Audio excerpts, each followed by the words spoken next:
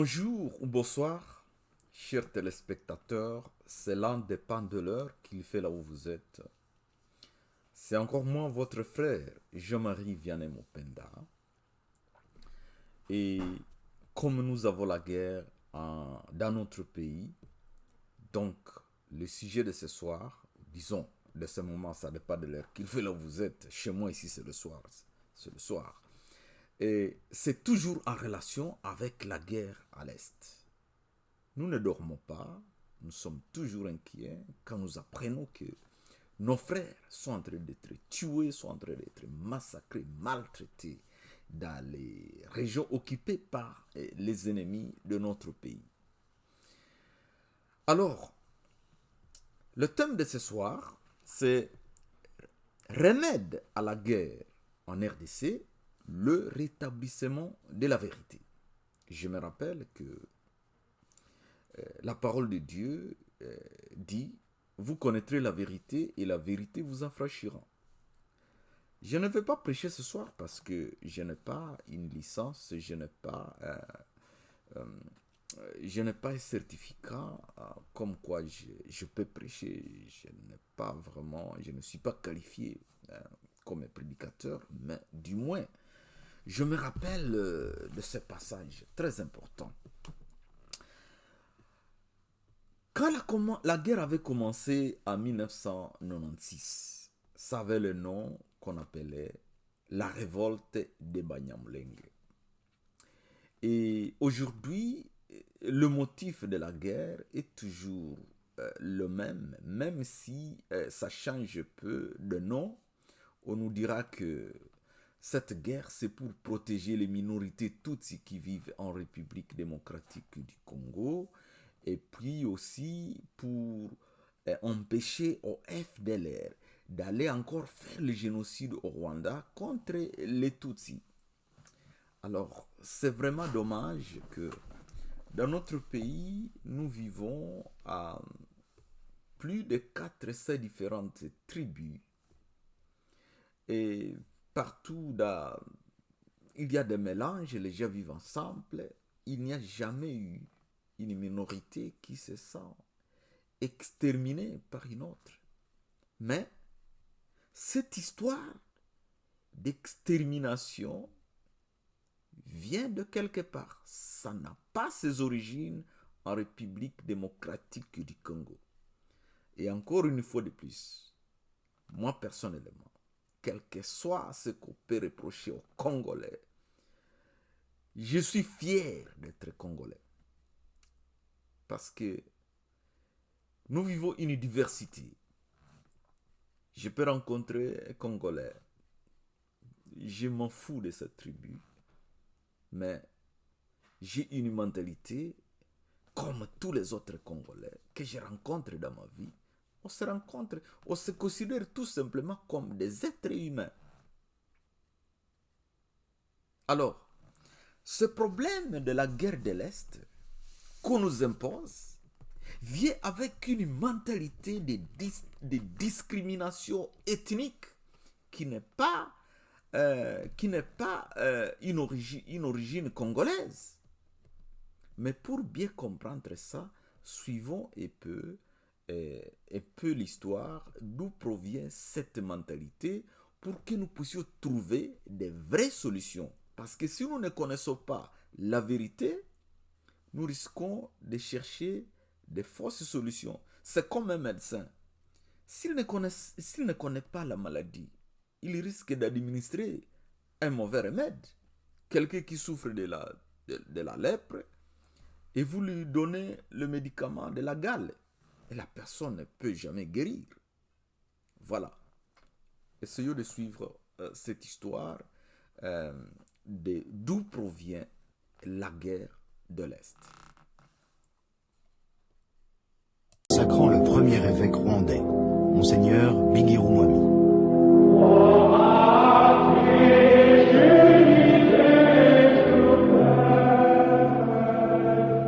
Quelques années plus tard, le rêve universaliste de l'Église semble sur le point de se réaliser. Monseigneur Bigiru Mwami, l'Africain, sacre à son tour un évêque européen, Monseigneur Peroda.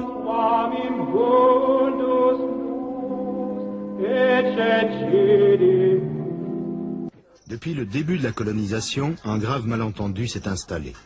Les missionnaires catholiques, qui sont les premiers ethnologues du pays, proclament arbitrairement que les Tutsis, membres de la classe dominante, appartiennent à une race supérieure, intermédiaire entre les Blancs et les Noirs, celle des Hamites. Ils décrètent aussi que les paysans Hutus et la classe inférieure des chasseurs potiers, les Tois, appartiennent à deux races moins évoluées. Cette théorie va devenir l'idéologie coloniale officielle.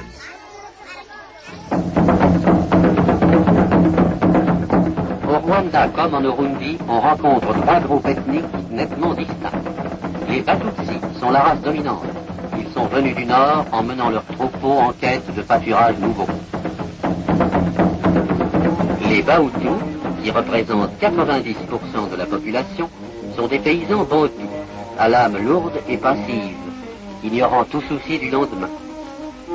Ils cultivent les terres qu'ils avaient progressivement conquises en refoulant les premiers occupants du sol, les pygmées batois, et en détruisant la forêt qui abritait ceux-ci.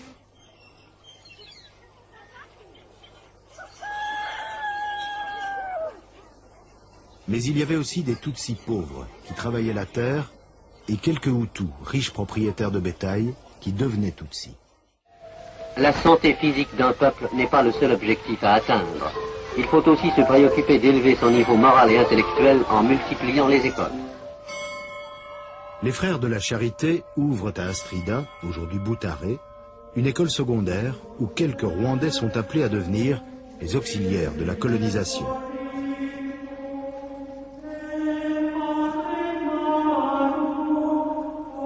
C'est ainsi qu'une nouvelle élite Tutsi, instruite, voit le jour. Une élite dont les Hutus sont exclus. Pour les Hutus, entrer dans les ordres est l'une des rares façons d'accéder au monde des Blancs. Le roi Mutara prend de plus en plus ses distances avec le pouvoir colonial. Et les Tutsis commencent à mettre en cause la colonisation belge. Les choses vont se gâter lorsque Monseigneur Pérodin devient archevêque et prend en main les destinées du Rwanda. Une partie de l'aristocratie émet des critiques envers l'Église qui craint de perdre ses énormes privilèges. Monseigneur Pérodin, suivi par l'administration coloniale, rompt alors l'ancienne alliance politique. Les Tutsis, désormais, sont considérés comme des ennemis. À l'ombre des séminaires, l'Église, qui détient le monopole de l'enseignement, encourage la formation d'une élite contestataire Hutu. Son chef de file est Grégoire Kayibanda.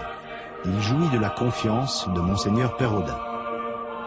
L'Église encourage Grégoire Kayibanda et quelques intellectuels à exposer dans un manifeste rédigé en 1957 les griefs des paysans Hutus, jusqu'alors soigneusement étouffés. La haute aristocratie Tutsi n'y prête malheureusement aucune attention. L'idée de partager le pouvoir ne l'effleure pas. Le feu qui brûle dans l'enclos royal depuis des siècles est sur le point de s'éteindre à jamais. Et l'unité de la nation rwandaise est volée en éclats.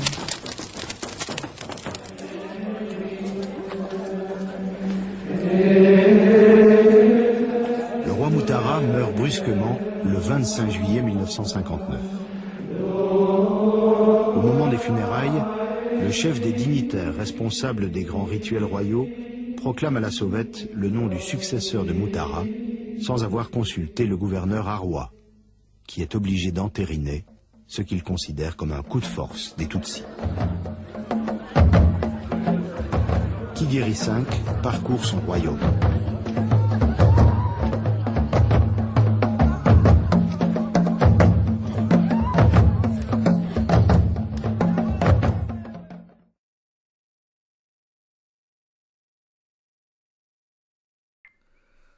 Alors, nous venons de suivre là un extrait de l'histoire du Rwanda. Il y a quelques éléments qui ont attiré mon attention. Le premier élément, c'est que pendant la colonisation, c'est l'Église catholique qui avait émis l'idée que la race Tutsi était supérieure à la race Hutu.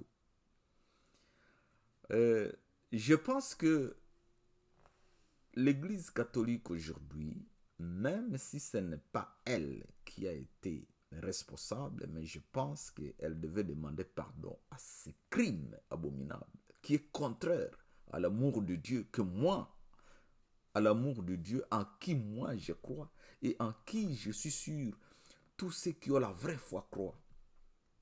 Dieu ne peut pas accepter que vous puissiez établir que une race quelconque est supérieure à une autre race et que c'est cette race-là qui doit dominer l'autre race. C'est cette race-là qui doit étudier, aller à l'école et l'autre race ne peut pas aller à l'école.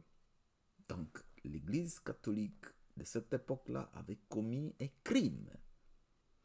Le deuxième élément, c'est que à un moment donné, les Tutsis qui étaient des favoris des Européens, et disons des Belges, commençaient à se révolter contre les Belges. Et les Belges, pour punir les Tutsis, à l'indépendance, ils se sont arrangés pour remettre le pouvoir à la majorité Hutu. Et comme conséquence, la majorité Tutsi s'est retrouvée à l'étranger comme réfugiés. Les uns sont allés au Burundi, d'autres sont allés en Ouganda et plusieurs sont venus en République démocratique du Congo. Veuillez suivre un peu encore un autre extrait d'histoire. Les Rwandais et les Barundis ont pris le chemin le plus difficile qui soit, le chemin de la liberté. Cela, le chanteur aveugle de Gitarama Rwanda qui chante les bienfaits de l'indépendance et les mérites du président Kayibanda ne le sait pas.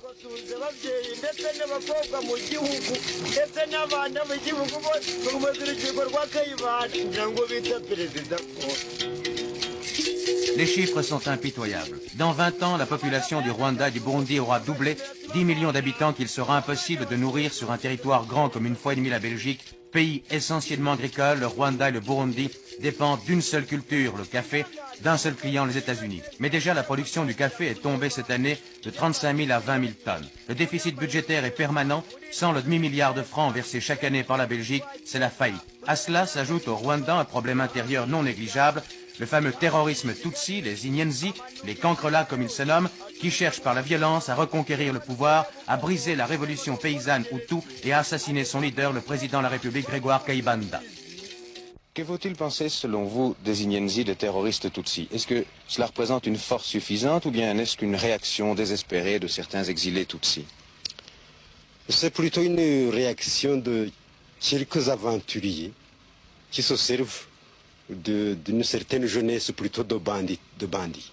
C'est donc plutôt un problème de réduire le banditisme.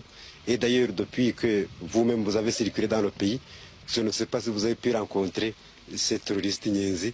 Le fait que vous vous trouvez dans une région comme celle-ci vous montre que le problème n'est pas spécialement important. Mais le lendemain même de cette interview, les terroristes Tutsis venus du Congo, de Goma, pénétraient en masse dans le nord du Rwanda, à Rwengeri, où les villageois armés allaient les décimer un à un après une chasse à l'homme impitoyable et cruelle. La garde nationale rwandaise, cette jeune armée formée il y a 1 an et demi, encadrée par quelques Européens, allait recevoir son baptême du feu. C'était la plus sérieuse attaque Inyenzi depuis cette révolution Hutu qui avait chassé de leur pays 100 000 Tutsis, réfugiés au Congo, en Ouganda, au Tanganyika et même au Burundi. Ils étaient près d'une centaine, jeunes, décidés à marcher sur Kigali, la capitale, et à assassiner le président Kayibanda. L'attaque allait échouer. Voici les premiers prisonniers Inyenzi. Vous entendrez leur témoignage.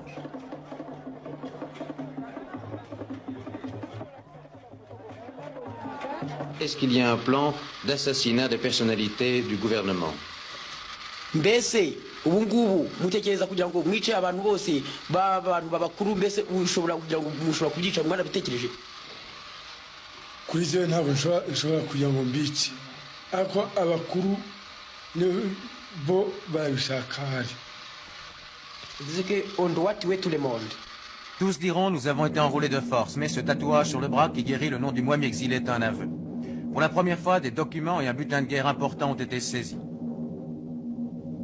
Appareils photographiques soviétiques, divers ouvrages de propagande en provenance des pays de l'Est, et même un manuel d'astrologie dans lequel les Inyenzi auraient dû lire leur défaite.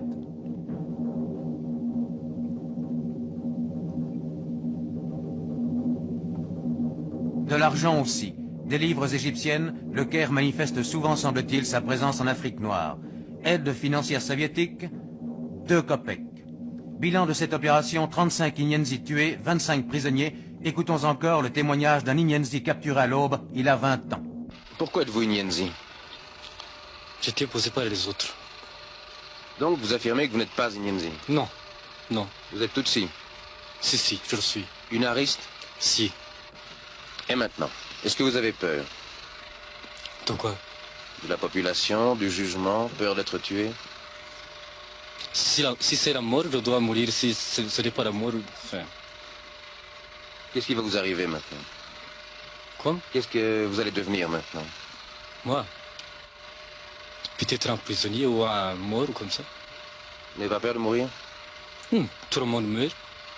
Vous étiez obligé de venir avec les Inyenzi? Si. On vous a menacé? Si. Qu'est-ce qu'on vous a dit? De venir. On m'a dit que je suis obligé de venir. Ils étaient arrêtés avec leurs 4 fusils. Et que voulait-il faire? Tuer la population? Tuer les gens de Kigali, je ne sais pas vous dire si c'est terre ou terre. Il voulait tuer des gens? Si. Des Européens aussi? Aussi. Alors, nous venons de voir cette séquence où certains Tutsis qui avaient fui voulaient revenir au Rwanda pour reconquérir le pouvoir, qui était déjà entre les mains de président Hutu qu'on appelle Kayibanda. Encore là, j'ai retenu quelques éléments. Le premier élément, c'est que dans la conversation entre un journaliste européen, j'ai vu son visage, probablement c'est un Belge, je ne suis pas sûr, mais c'est un Européen, qui interrogeait le président de la République, le président Kayibanda, et dans leur conversation, il qualifiait les Tutsis de Essinyenzi, et il les qualifiait de terroristes. Alors ici, je tiens à souligner un élément que le président Hutu a raté une occasion. Il a raté une occasion d'éduquer cet Européen pour dire non. Les Tutsis qui ont fui ne sont pas des animaux, ne sont pas des Essinyenzi, ne sont pas des Kangrela. Ce sont des êtres humains. Donc il devait corriger ce langage-là. Nous sommes des êtres humains, on doit se traiter humainement. Le deuxième élément, c'est que lorsque les Européens étaient à bonne relation avec les Tutsis, ils ont qualifié les Tutsis de race supérieure. Et maintenant qu'ils ont donné le pouvoir aux Hutus, ils sont avec les Hutus, ils qualifient les Tutsis de Essinyenzi. Voilà. Donc, l'erreur que nous commettons, nous les Africains des fois, c'est accepter d'être manipulés par les Européens qui nous divisent, qui jouent avec nous. Alors, vous constatez ça, et maintenant, encore plusieurs années plus tard, les mêmes Occidentaux, ils sont venus avec le FPR, qui était un mouvement des Tutsis, pour venir renverser le pouvoir des Hutus. Et aujourd'hui, avec ces Européens, on qualifie les Hutus, même les Hutus qui sont des enfants, même les Hutus peut-être qui n'ont commis aucun crime, ils sont considérés comme des génocidaires. Ils sont considérés comme des FDLR. Donc, voilà. Donc, c'est l'histoire du Rwanda qui se répète. Quand les uns ont le pouvoir, les autres sont des Kangrela, les autres sont des Vauriens, les autres sont les plus grands criminels. Donc, il faut chercher le terme le plus lourd, le plus vilain pour qualifier l'autre race. Alors, ici, comprenez que nous, ici, en République démocratique du Congo, nous sommes plus de 400 différentes tribus, mais on ne qualifie pas les autres de Kangrela. On ne qualifie pas les autres des noms vilaines, hein, des noms vilaines ou bien les attribuer des crimes graves qu'ils n'ont pas commis. Bon, je ne dis pas qu'il n'y a pas eu les gens qui ont tué au Rwanda, qui ont commis le génocide, mais qualifier d'une façon générale, même les enfants des génocidaires, non, ou bien tout simplement toute personne qui ne réfléchit pas comme vous, il devient génocidaire. Et là, ça devient très fort. Mais encore, soulignons que cette mentalité des génocidaires, on veut exterminer un peuple, on veut exterminer une minorité quelconque, ça, ce n'est pas une mentalité du Congolais. Ce n'est pas dans la société congolaise ou dans l'environnement congolais. Ça vient du Rwanda et nous, Congolais, nous devons maintenant commencer à réfléchir à ce sujet. Il ne faut pas que le Rwanda nous amène leur mentalité de génocide et de haine tribale qui ne se termine jamais. Ok, encore une fois de plus maintenant, nous allons suivre un autre extrait d'histoire qui va nous montrer si réellement il existe une ethnie de Banyamulenge en République démocratique du Congo. Du moins, ce qui aujourd'hui s'appelle Banyamulenge, est-ce que réellement c'est une tribu qui existe au Congo et dans le milieu des montagnes de Mulenge?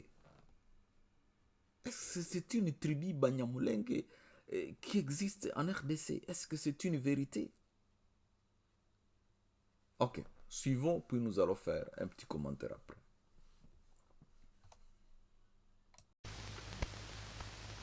On dirait un marché africain.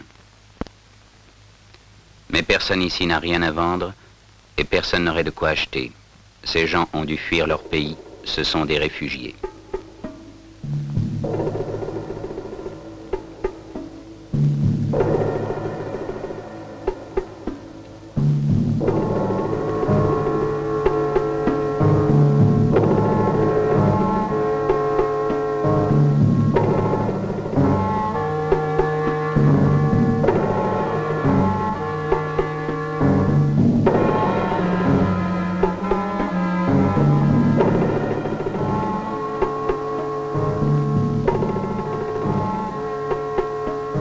Depuis 1961, des troubles, puis l'accession à l'indépendance du Rwanda, ont obligé quelques 120 000 personnes, pour la plupart des Watutsi, à quitter leur pays. Souvent pourchassés, ils ont dû fuir hâtivement. Ils laissaient tout derrière eux, leurs troupeaux, leurs biens, parfois même un enfant.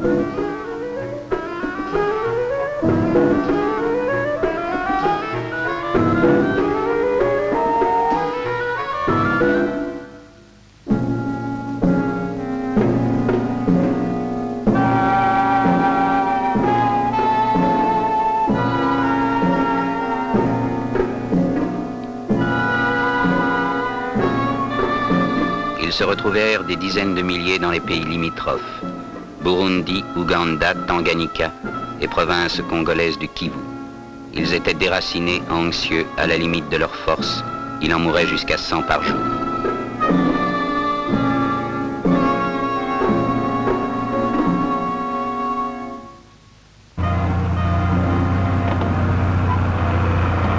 Les pays d'accueil sont alors eux-mêmes aux prises avec les problèmes nés de leur récente indépendance.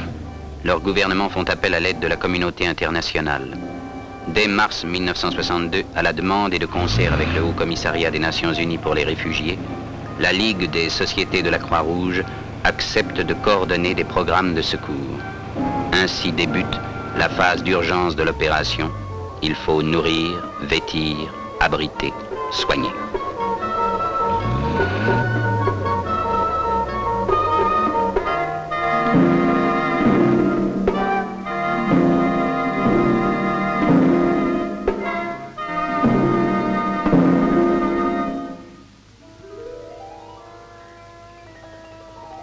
Mais les réfugiés sont tristes. Leurs pensées sont ailleurs. Là-bas, Au-delà des collines, il y a le pays de leur enfance, l'odeur familière du troupeau.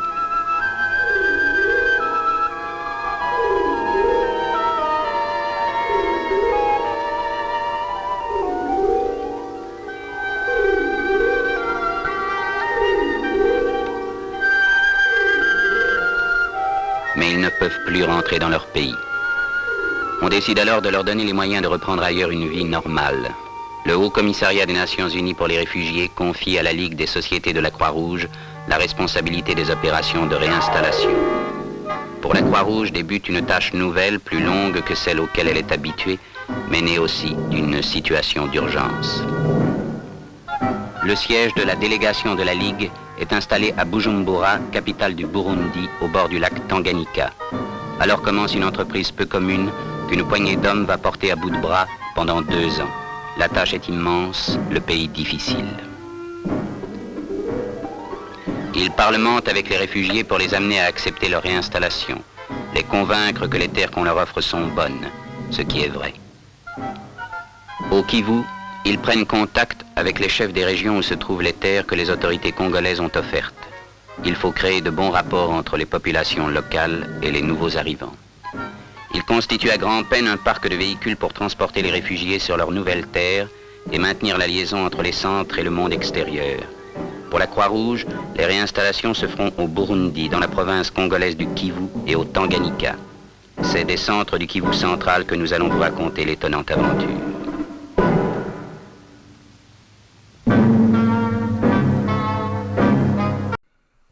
Nous venons de suivre là comment les Tutsis sont arrivés dans les montagnes du Kivu.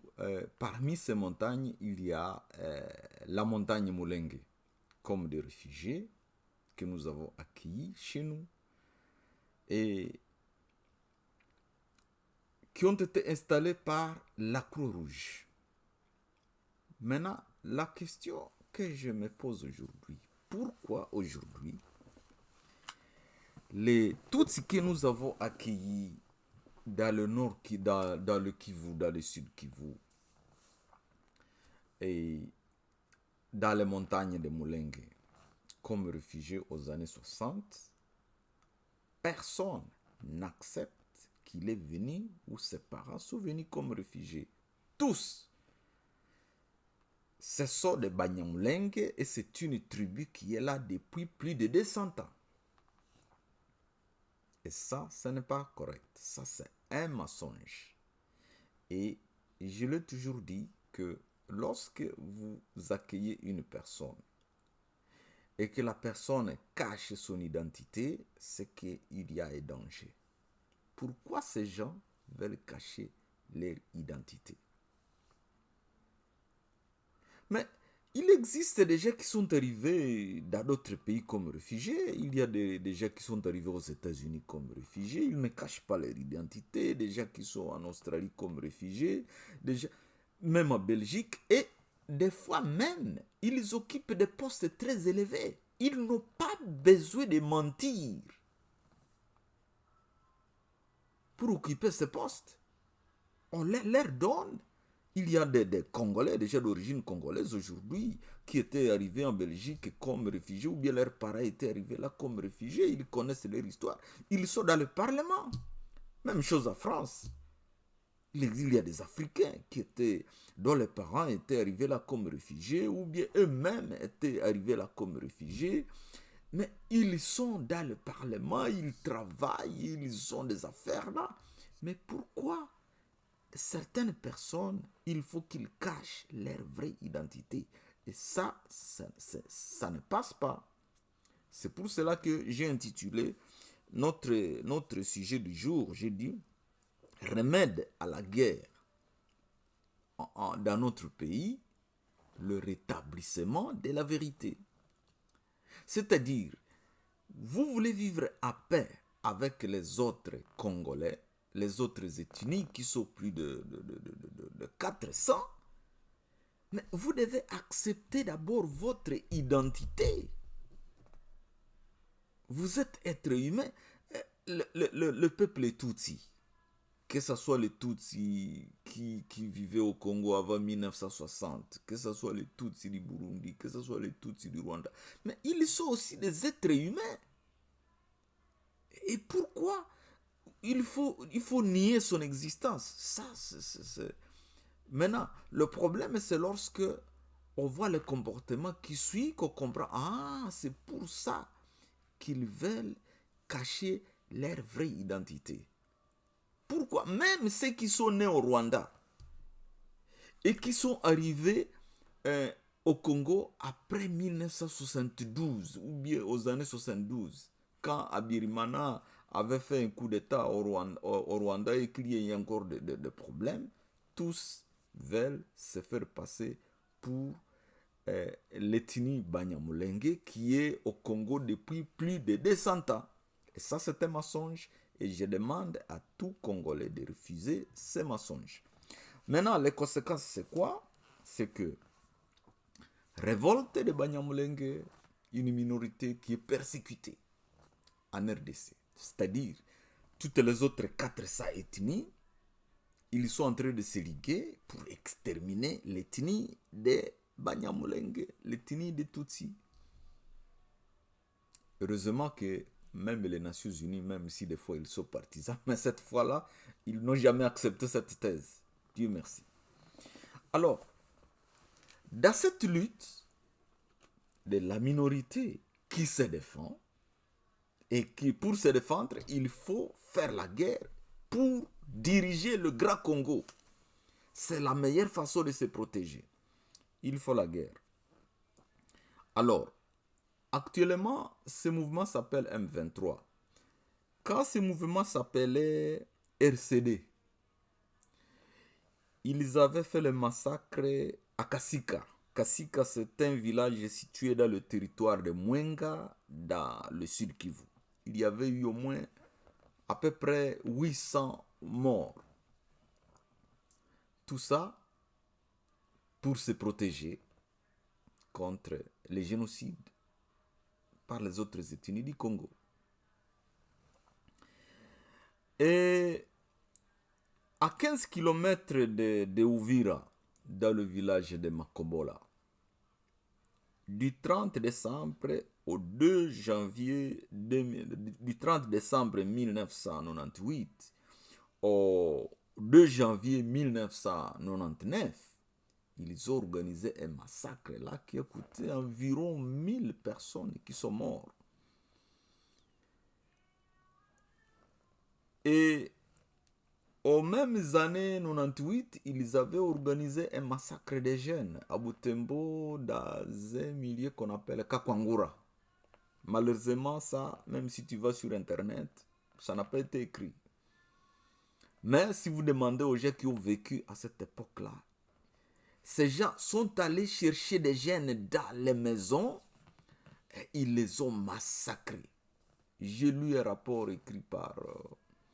J'avais lu un rapport écrit par une organisation à Butembo qui tenait vraiment à documenter sur ce sujet-là.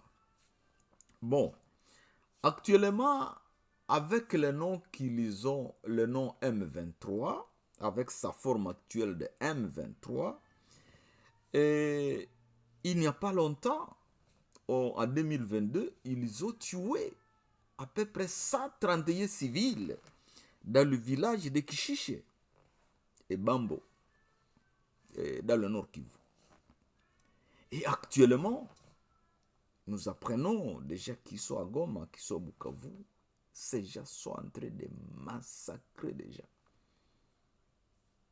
et violer les droits de l'homme. Les gens ne sont pas libres. Les enfants, ils ont fui même l'école parce qu'il y a certains enfants qui ont été forcés d'aller dans l'armée. Et si vous refusez d'aller avec eux, ils vous tuent. Il y a des gens qui sont en train d'être tués comme ça. Voilà. Alors, maintenant, chaque fois que quelqu'un veut parler des crimes, des génocides que ces gens sont en train de commettre, on dit non, ça c'est le discours de la haine.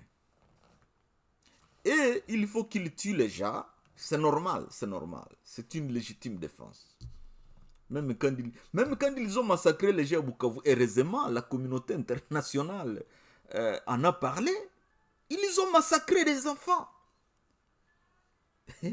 Et pour le ministre des Affaires étrangères du Rwanda, tout ça, c'est pour prévenir les génocides contre les Tutsis.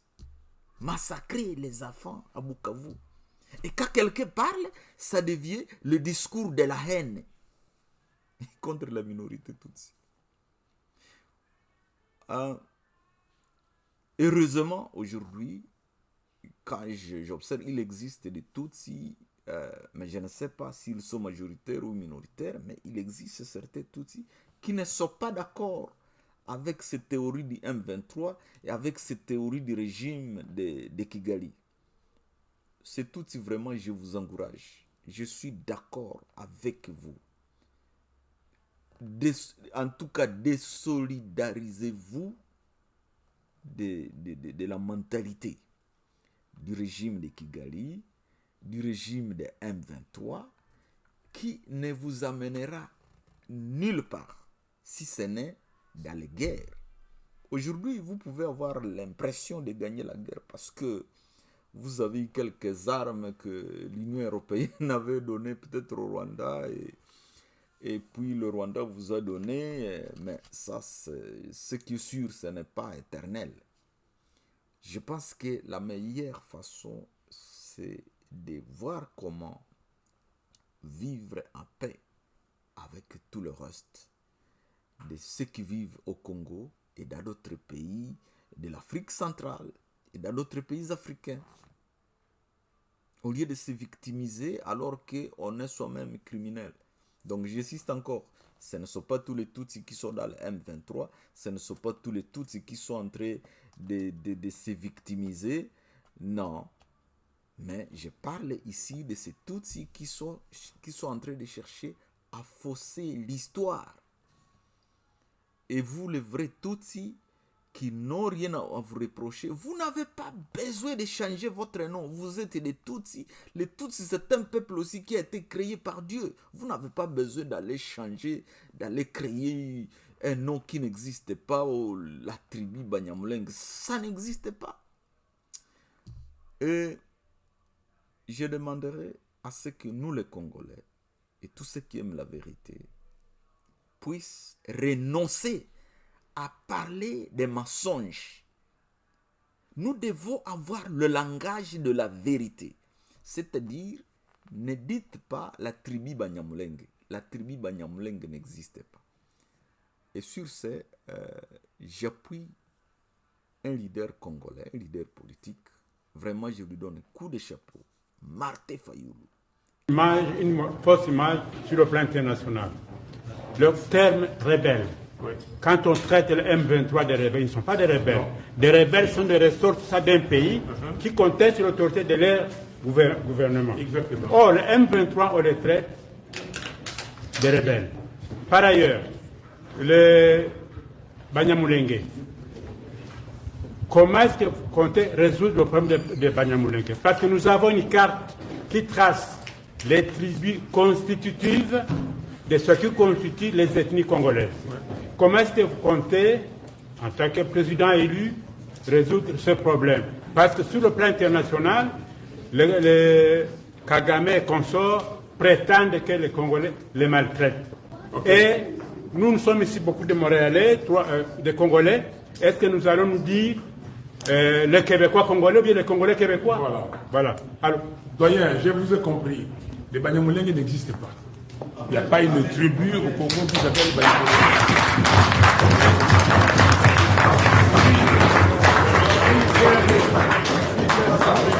Banyarwanda, parce qu'ils sont venus du Rwanda et tout ça, on n'a pas de problème. Le frère a parlé ici, il a dit qu'il a étudié à l'université de Lubumbashi avec la bourse de la CPGL.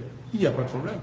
Mais on ne peut pas, il n'y a pas une tribu qui s'appelle Banyamulenge. Ça n'existe pas. Ici, quand on dit que je suis Moutel, il y a une langue qui est associée à ça. Quelle est la langue qui est associée à Banyamulenge? Alors, donc, Il n'y a pas. Donc, vous avez raison. Vous avez raison de dire, et je suis aussi d'accord avec vous. Moi, je n'utilise jamais le terme rebelle pour le M23. Je dis que le M23 est constitué de Rwandais, certains Rwandais qui vivent au Congo et d'autres qui sont venus du Rwanda.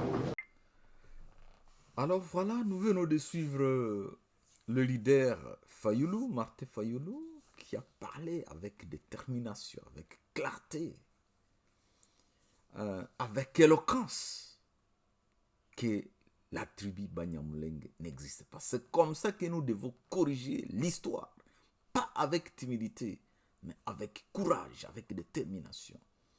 Mais avec justice, bien sûr. C'est-à-dire, nous devons faire en sorte que, au Congo, que vous soyez natif du Congo, ou que vous soyez immigrant au Congo, tout le monde doit être traité avec dignité et respect. C'est ça qui est important. Alors, pour conclure, je pense que nous devons quand même avoir certaines stratégies et surtout trouver des solutions. Donc, la vraie solution d'abord, c'est d'établir la vérité. Première résolution. Tous les gens qui sont venus au Congo frauduleusement,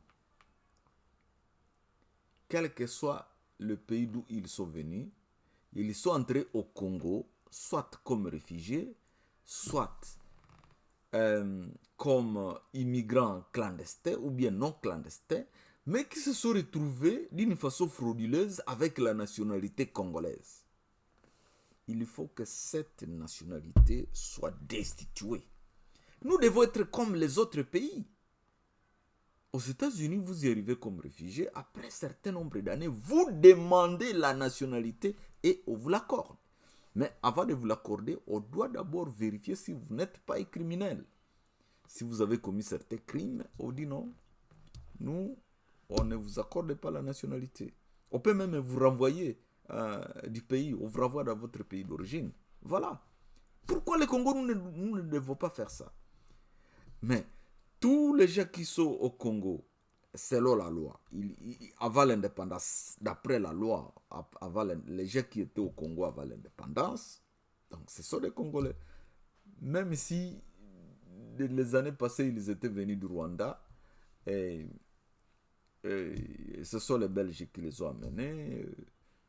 Bon, ou bien, si on avait coupé, on avait tracé les frontières, lorsqu'on avait tracé les frontières et que cette famille du Rwanda qui parle Kinyarwanda se retrouve sur le sol congolais, même s'ils parlent Kinyarwanda, ce sont des Congolais. Mais le problème est que la majorité de ces personnes qui parlent Kinyarwanda, la majorité sont venus comme des réfugiés.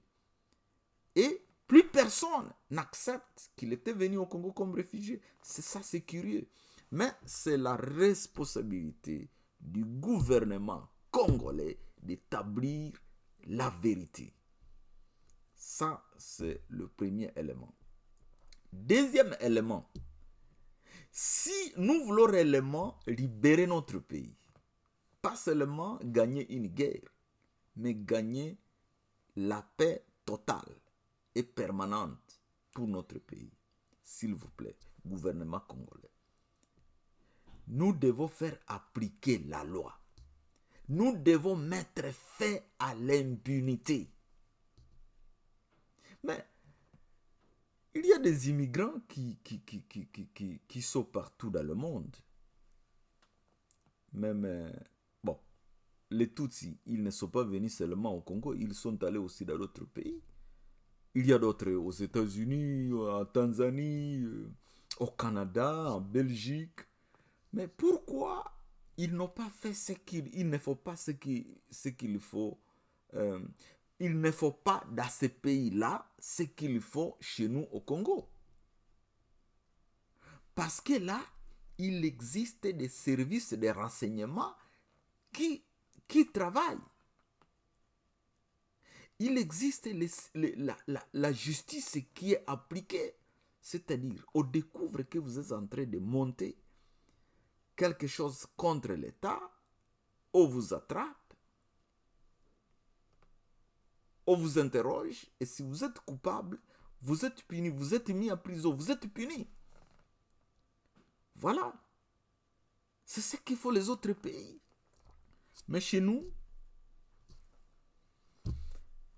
avec la corruption, quelqu'un vient, il est un étranger, il va dans une administration, il présente l'argent, on lui octroie une carte de citoyenneté.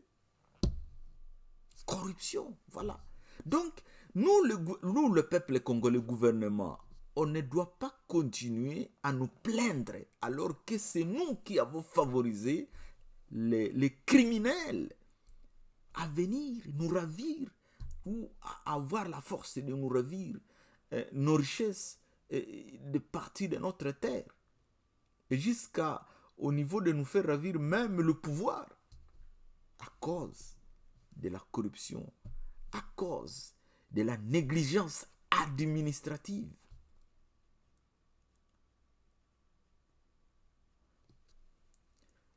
Ici, il faut prendre, on doit dire, comme je l'ai dit, on doit dire la vérité.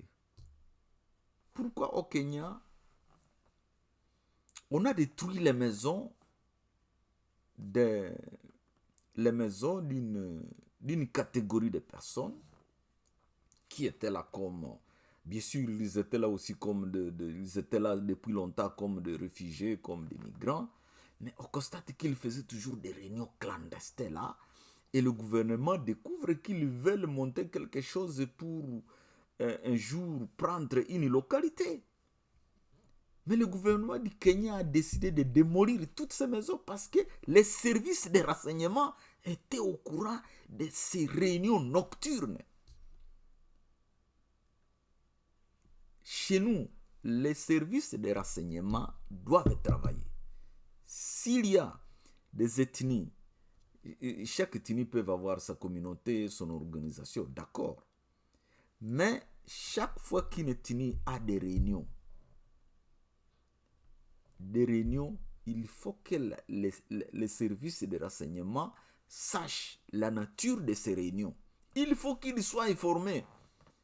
On ne doit pas accepter qu'une tribu fasse des réunions nocturnes, et jusqu'à ce que ils mettent le feu sur une ville comme ça, et c'est à ce moment-là que les gens sont surpris. Mais quel est le travail des services de renseignement? Voilà. Encore, je répète, le Congo, nous Congolais, on doit cesser d'être des victimes. Prenons nos responsabilités. Mettons fin à l'impunité. Quelqu'un qui travaille à la douane, à la frontière, si par exemple, il fait passer un camion sans contrôle parce qu'il a reçu une corruption, celui-là, il est traître, il faut qu'il soit condamné à mort. Donc les gens qui travaillent à la frontière doivent être stricts. Moi, j'ai vu une vidéo, à Goma, il y a un camion qui venait du Rwanda, un grand camion, ça arrive à la frontière, ils trouvent un policier là-bas, et le monsieur, il tend une enveloppe au policier qui est à la frontière, et le policier, avant de prendre l'enveloppe, il regarde de gauche à droite, s'il y a les gens qui le voient, il prend l'enveloppe, il fait passer le camion. Voilà. Celui-là, c'est un traître qui doit être condamné à mort. Alors, qu'est-ce qui ne dit pas que ce camion avait des armes? Et c'est une vidéo qui a circulé, qui est sur... Bon, voilà. Comme c'est une vidéo qui circule sur le net, mais les services de renseignement peuvent se baser sur ça pour rechercher ces policiers et pour rechercher ces camions-là. Donc, à conclusion, nous, le peuple congolais, quelles que soient les souffrances qu'on est en train de subir aujourd'hui, le ciment de la reconstruction, c'est d'abord la vérité. Notre gouvernement et le peuple congolais, nous devons nous conjuguer nos efforts aujourd'hui pour mettre fin à l'impunité. C'est l'impunité qui est la cause de ce qui nous arrive aujourd'hui. Si on punissait les corrompus, si on tuait les généraux qui détournent l'argent des militaires, si on punissait les ministres qui détournent des millions d'argent, qui devaient payer bien les militaires et les fonctionnaires de l'État, on n'allait pas arriver à ce que nous sommes en train de vivre aujourd'hui. Merci encore une fois de plus, chers téléspectateurs, pour l'attention que vous avez portée à mes suggestions. Et je suis sûr que si on les met en pratique, ça va contribuer à libérer notre pays de cette colonisation qui ne fait que se répéter et qui prend plusieurs formes selon les temps. Et surtout, n'oubliez pas d'aimer notre vidéo et de souscrire si vous n'êtes pas encore souscrit pour que YouTube ne puisse pas désactiver notre chaîne. Que Dieu vous bénisse, que Dieu bénisse le peuple congolais et surtout que Dieu nous assiste et nous aide à avoir la force et le courage et la sagesse de libérer notre pays et de garder cette liberté, cette indépendance une fois pour toutes. Au revoir.